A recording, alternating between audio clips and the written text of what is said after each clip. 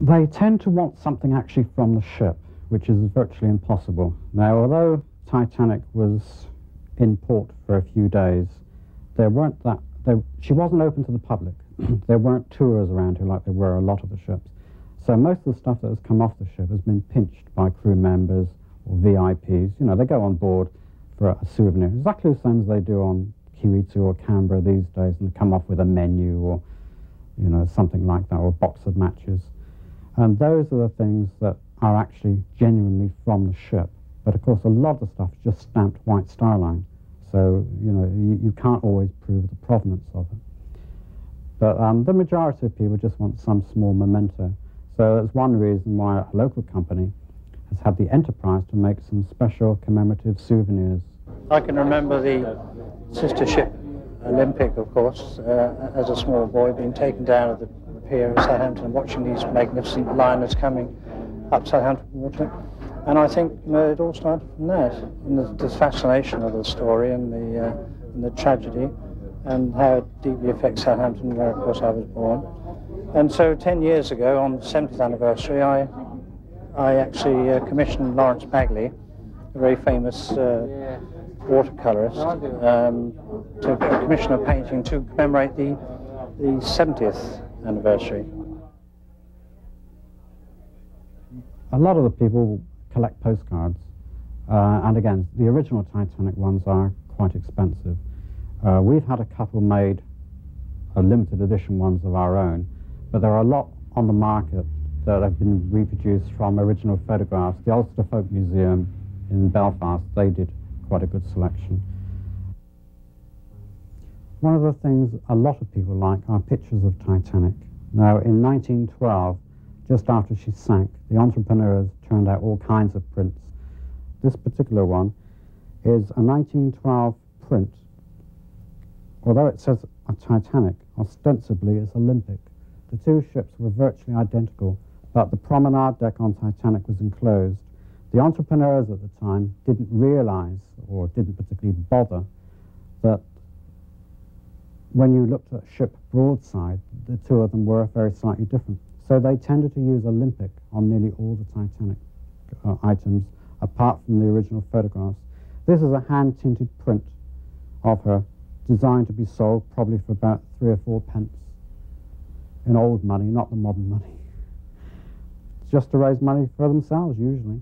Some were sold on behalf of the relief funds, but these particular ones were purely commercial.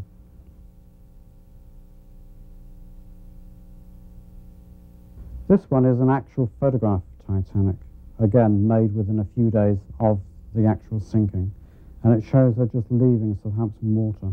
These are far more sought after than the previous type, which are basically artist impressions. This print was made in 1983 and shows the Titanic sinking. The artist, Chris Major, has a little bit of license showing the ice flows, which weren't around at the time. Superb print, and has been used as a jigsaw puzzle and a book jacket as well. Coming up to date, this one by Simon Fisher shows Titanic just leaving Southampton. Simon also has done another Titanic at Queenstown, Lusitania, Queen Mary, Queen Elizabeth, and a couple of other more modern ships. But this one is superb.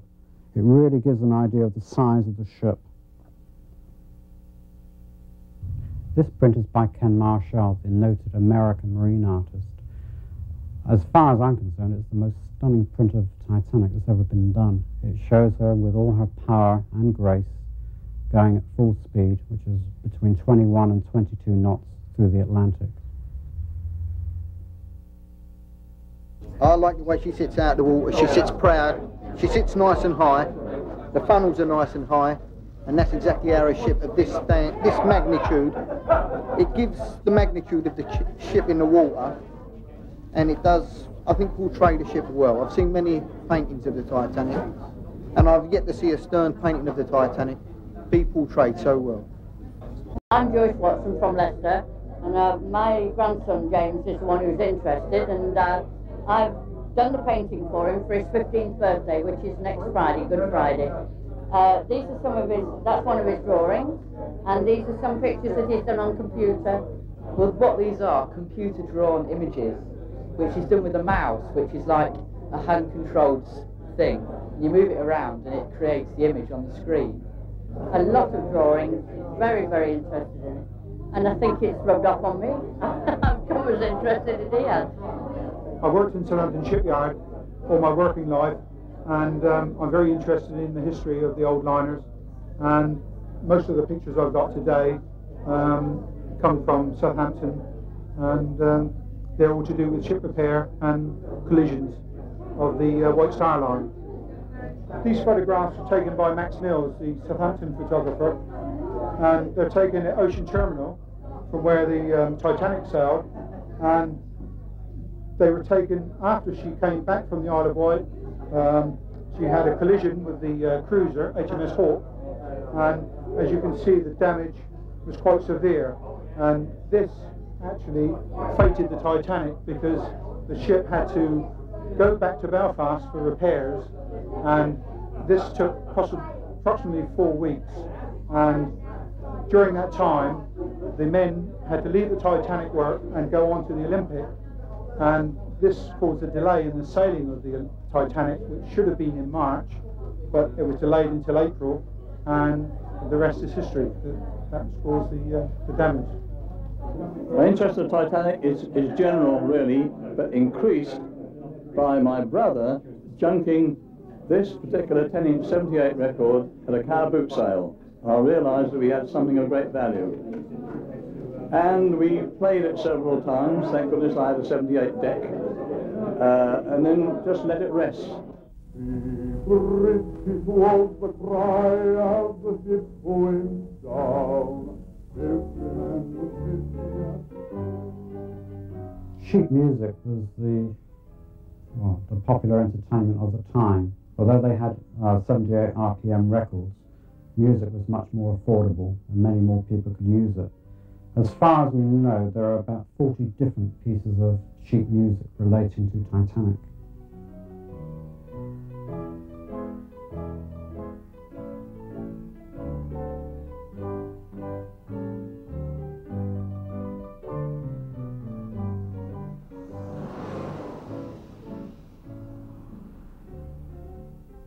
This statue is in Colne, in Lancashire, and commemorates Wallace Hartley, the band leader of the Titanic.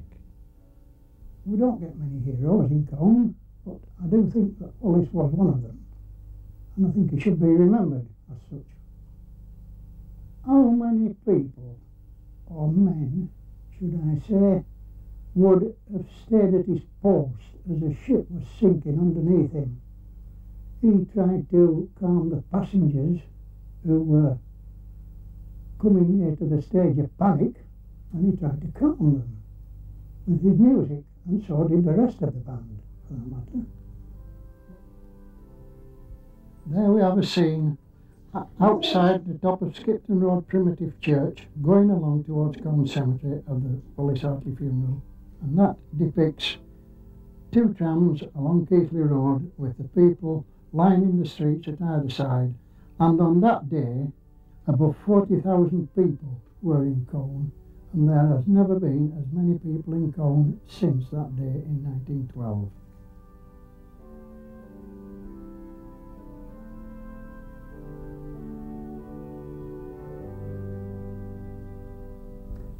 This is rather an interesting violin.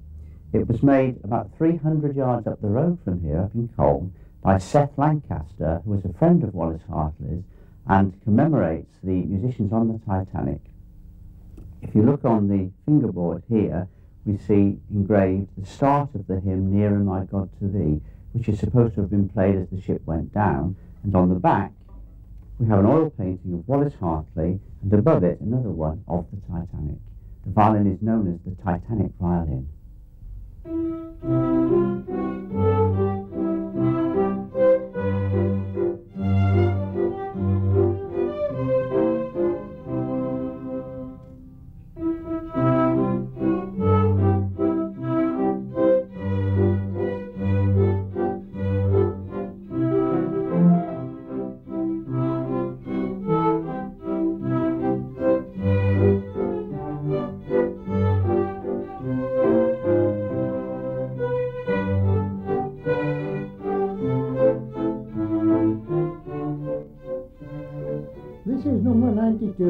Springfield Road, Cole. The house where Wallace Hartley was born on the 2nd of June 1878.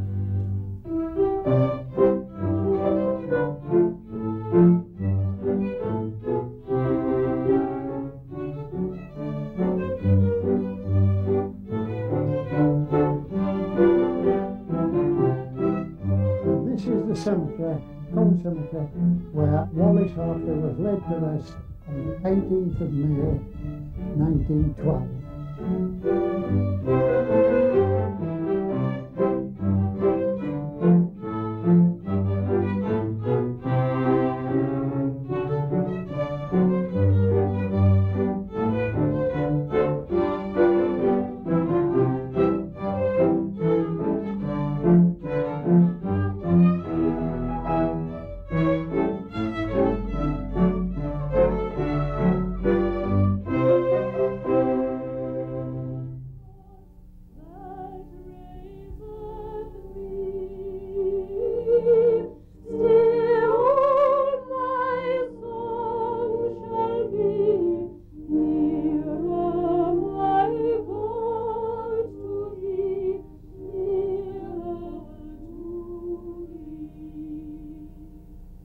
This is the hymn service for Sunday, April 21st, 1912, for the loss of the White Star liner Titanic in Southampton. Most of the big churches around here tended to have a special memorial service, as did the larger churches like St Paul's in London and a lot of the other big ones in different cities. The loss of life for the crew was unbelievable. It was very, very